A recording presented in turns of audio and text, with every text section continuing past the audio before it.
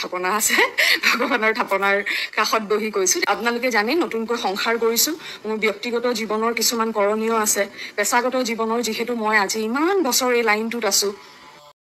বৰষাৰাণী বিষয়াৰ কথাটো আপোনালোকে জানিলেনে বাৰু বৰষাৰাণী বিষয়াৰ এটা ভাল খবৰ আহিছে বৰষাৰাণী বিষয়াৰ এতিয়া 41 বছৰ বয়সত তেওঁ মাতৃত্বৰ সুখ ল'বলৈ গৈছে এইটো তেওঁলোকৰ বৰবৰুৱা পৰিয়ালৰ এটা গৌৰৱৰ কথা আৰু যুগ্ম জীৱন যিহেতু দ্বিতীয়বাৰৰ বাবে হৈছিল সেয়েহে বৰষাৰাণী বিষয়াই কিছু চিন্তিত হোৱা দেখিবলৈ পোৱা গৈছিল কিন্তু দেউতাকৰ পৰামৰ্শ মতে বৰষাৰাণী বিষয়াই দেউতাকৰ কথামতে সন্মত হৈছে আৰু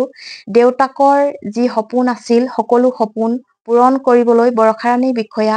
এতিয়া সন্মত হৈছে সেয়েহে আপোনালোকৰ আগত মই এই ভিডিঅ'টো আগবঢ়ালো ভাল লাগিলে লাইক কমেন্ট আৰু শ্বেয়াৰ কৰিবলৈ নাপাহৰিব বলক তেন্তে বৰষাৰাণী বিষয়ে কিছু কথা আমি জানি বৰষাৰাণী বিষয়াৰ প্ৰকৃততে মাতৃ হৈছে নে নাই হোৱা সেইটো ছ'চিয়েল মিডিয়াত তেওঁ প্ৰকাশ কৰা নাই কিন্তু এই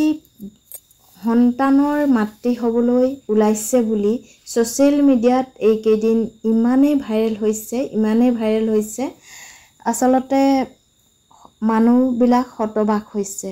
অতিকৈ জনপ্ৰিয় অভিনেত্ৰী বৰষাৰাণী বিষয়াই বৰ্তমান নতুনকৈ আকৌ যবনে আমনি কৰাৰ চিনেমাখনত কাম কাজ কৰিবলৈ লৈছে আৰু দেউতাকৰ অনুমতি মৰ্মে তেওঁলোকৰ পৰিয়ালসহ আৰু সহযোগীসকলৰ সৈতে তেওঁ চিনেমাখনৰ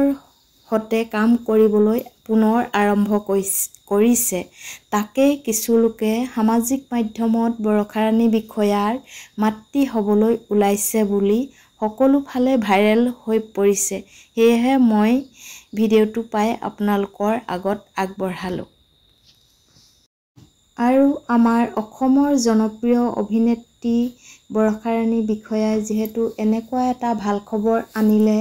আমাৰ অসমবাসীক নোকোৱাকৈনো কেনেকৈ থাকিব তেওঁ নিজেই প্ৰকাশ কৰিব যে তেওঁ এটা এনেকুৱা শুভ কামত আৰম্ভ কৰিছোঁ বুলি বা তেওঁ মাতৃত্ব হ'বলৈ ওলোৱা কথাটো নিজ মুখে তেওঁ সামাজিক মাধ্যমৰ আগত প্ৰকাশ কৰিব যিহেতু এতিয়া তেওঁলোকক সকলোৱে মাতৃ হ'বলৈ ওলাইছে বুলি কোৱা কথাকেইটাই বৰষাৰাণী বিষয়াক আচলতে মনতে দুখ দিছে যদিও নাজানো কিন্তু সকলো ফালেই এনেকৈ মাতৃ হ'বলৈ ওলোৱা কথাষাৰে ভাইৰেল কৰিছে কাৰণ এতিয়া তেওঁ যবনে আমনি কৰাৰ যিখন পুৰণি চিনেমা সেইখন দ্বিতীয় ৰূপত উন্মোচন কৰিব আপোনালোকে কথাবোৰ সকলো জানে যদিও মই মোৰ ভিডিঅ' যোগে আপোনালোকক কথাকেইটা আগবঢ়ালো ভাল লাগিলে লাইক কমেন্ট আৰু শ্বেয়াৰ কৰিবলৈ নাপাহৰিব ধন্যবাদ